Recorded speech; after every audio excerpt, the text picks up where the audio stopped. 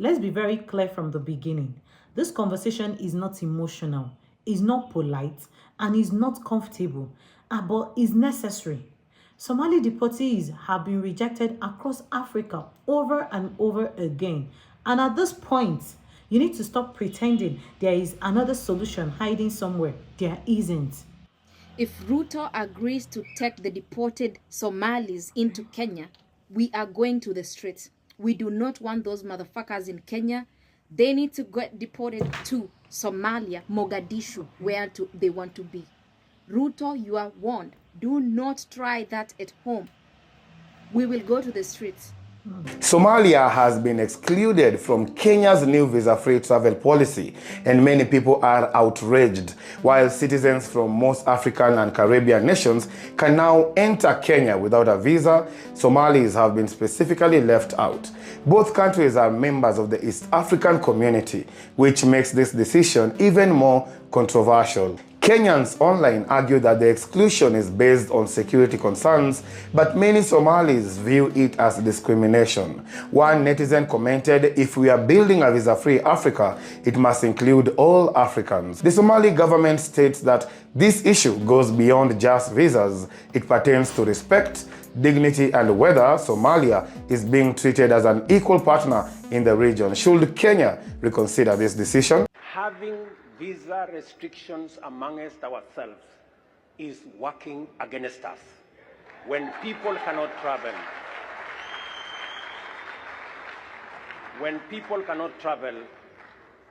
business people cannot travel, entrepreneurs cannot travel, we all become net losers.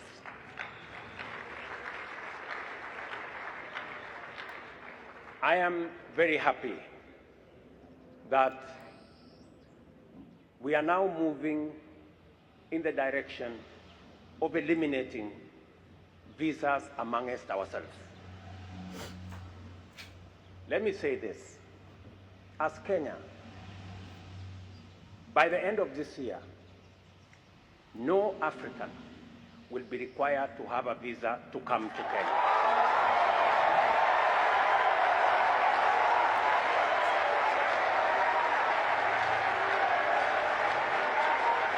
Kenya is going to open an embassy here in Congo-Brazzaville this year. It's going to open an embassy in Cote d'Ivoire. We are opening an embassy in Rabat, in Morocco. We are opening an embassy in Eritrea, because it is time we realize the importance of trading amongst ourselves and allowing goods, services, people, ideas to move freely. Africa is telling Somalis something very directly, even if people don't like the wordings. You cannot keep settling everywhere without a state-backed framework. That's the reality. Borders across Africa are tightening. Governments are prioritizing their own citizens. Immigration laws are being enforced more aggressively than before. And in that environment, Somali deportees are not being absorbed. They are being pushed back. Not emotionally, not personally, but structurally. So the hard truth is this: Somalia needs to go back to Somalia. Not because they are wanted as people, but because no country is willing to carry Somali's unfinished statehood problem. That responsibility cannot be outsourced forever. Welcome back to my channel. My name is Faith, and if this is your first time here, please subscribe, share, and hit the notification bell. Credit goes to the original creator for every single stitch and clip used in this episode. We've got some more clips and conversation coming your way, so stay tuned and let's chat. If President John Mahama agree to take these deported Somalians into Ghana, we are also going to go to the streets, of course. I agree with you, my sister. And you know, sometimes I say that you need to live the African experience to understand certain things. Now we hear what is happening in Minnesota, and we are not even saying that Trump is right or wrong. That is not what some of us are even talking about. But we are thinking, or we are watching how you are coming online and trolling Black Americans and trolling and making fun of whatever is happening. And you have some Africans supporting you to do whatever you are doing. Now they are deporting you. Now they are tracing your IP addresses because you said Minnesota was promised to you 3,000 years ago. We come online to do live streams and we tell you to stop. Because if you don't stop, it will affect you and it will affect a lot of Africans. Now it is even affecting Ethiopians. How dare you go to somebody's country? You have some of these diasporans supporting you. At the end of the day, these people are Black Americans. They will not be deported. You will be deported. So to those of you giving these people the energy and the engine to keep doing whatever they are doing, you see that they are supporting them. So do you think you are helping them or you are destroying them? And I don't even understand why is that when people are being deported, their own country doesn't want to accept them. If your own country doesn't want to accept you, why should another country accept you? President John Mahama, no one yes I mistake we. Somebody who will come to my platform and call me a monkey. I guess I'm a nice monkey then. You see, they are deporting you.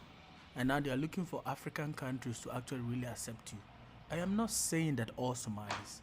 I am not saying that all the communities are doing it. But what you are doing on this app and what you are doing on this internet, you even say you don't need our help. So which means we cannot even speak. But at the end of the day, when they deport you, you are coming to our countries. This is not acceptable. If you are Somali and then you are listening. And I know they will come to this video in the comment with their shenanigans. You understand? So if you're a Ghanaian, please listen. Be careful. Let's keep watching and let's keep talking.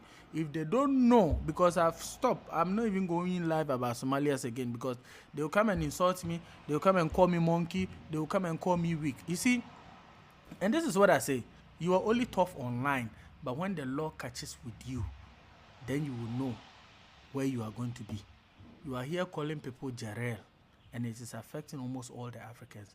And some of us, the sensible ones, when we are talking, you come and insult us. But I don't blame you. You have some Black Americans, you have some Caribbean people who will support you. We are all Africans. At the end of the day, you are going to be deported, and we are going to feel the heat. You understand what I'm saying?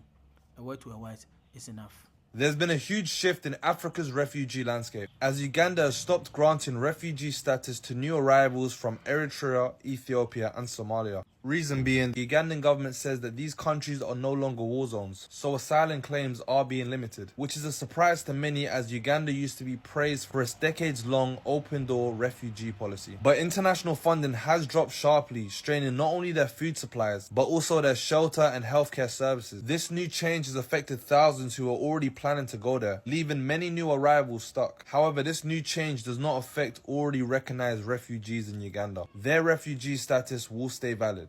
Let me know in the comment section down below what your thoughts are about this whole situation, because it's kind of mad how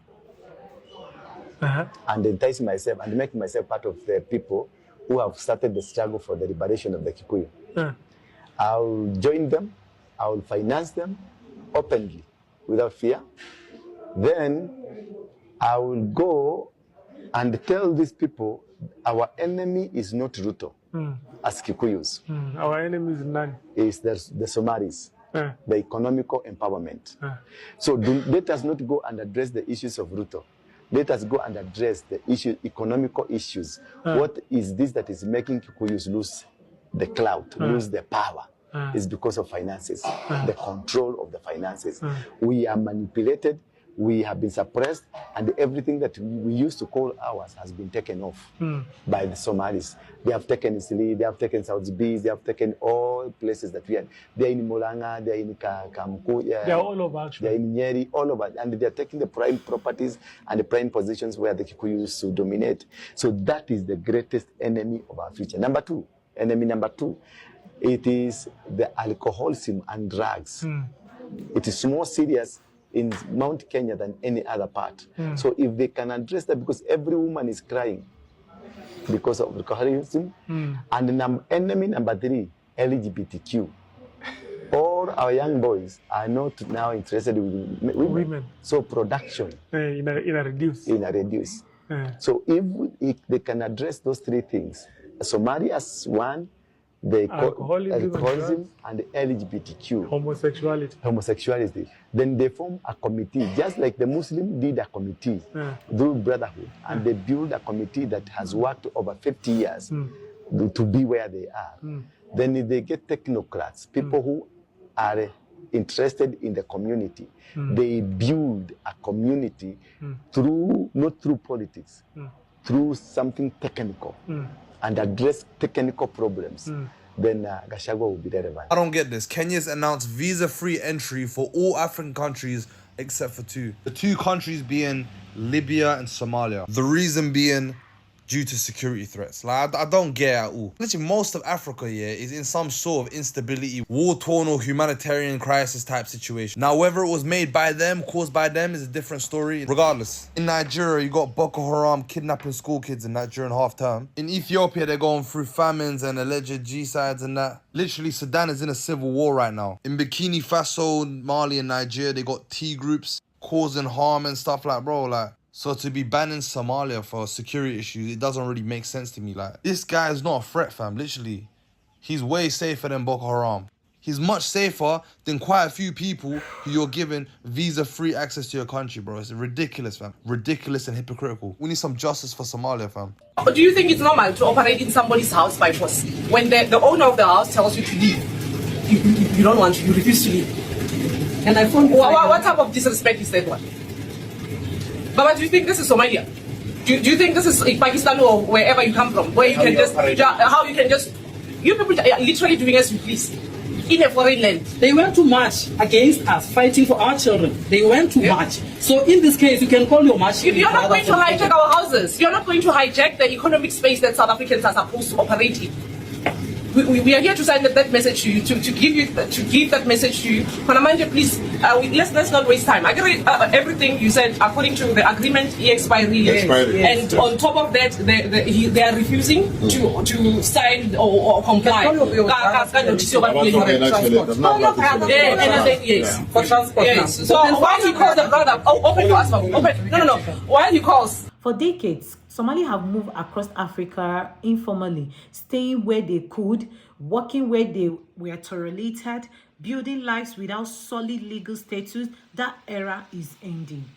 African countries are no longer interested in being long-term hosts for people whose citizenship issue cannot be resolved diplomatically. And that's not discrimination, that's sovereignty.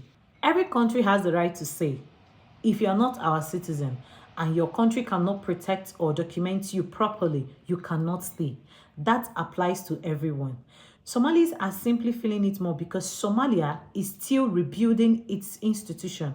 So when deportees are rejected in Kenya, Uganda, and other African countries, the message is consistent. This is not your home. And instead of fighting that message emotionally, it needs to be faced strategically. Somalia cannot be rebuilt from exile. No country has ever been rebuilt by exporting its population indefinitely. At this point, return is not a failure, it's a necessity.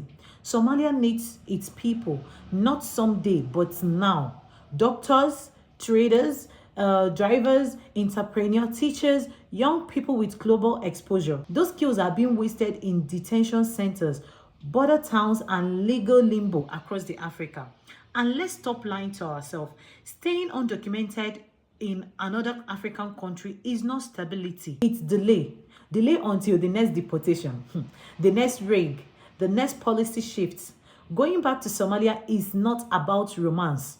It's about control. At home, you may struggle, but you are not illegal. You are not temporal. You are not tolerated. You belong. And belonging matters in a world that is becoming less welcoming by the year. African countries are not going to integrate Somali deportees. No amount of online outrage will change that. No amount of emotional storytelling will reverse border policy. So instead of pushing against reality, Somalis need to adapt to it. That means investing energy where it counts. Building Somalia, strengthening local economies, demanding accountability from Somali leadership, creating opportunities inside the country instead of chasing acceptance outside it. This doesn't mean Somalia is perfect. It isn't. But no country becomes stable because everyone lives and waits for miracles. Stability comes when people stay, push, build, and force systems to improve. And here is the part many don't want to admit. African countries rejecting Somalis deportees are not obligated to fix Somalia. Somalis are. That responsibility cannot transfer anymore. The deportation happening across Africa are a signal, not an accident. The signal is simple. The world is done absorbing unresolved statehood. So yes, Somali deportees should go back to their country, not as punishment, not as shame, but as clarity. Because staying stuck between borders is not a plan. And hoping another country will eventually say yes is not strategy. Home is where rebuilding starts. So if this message makes you uncomfortable, that's fine. Discomfort doesn't mean it's wrong.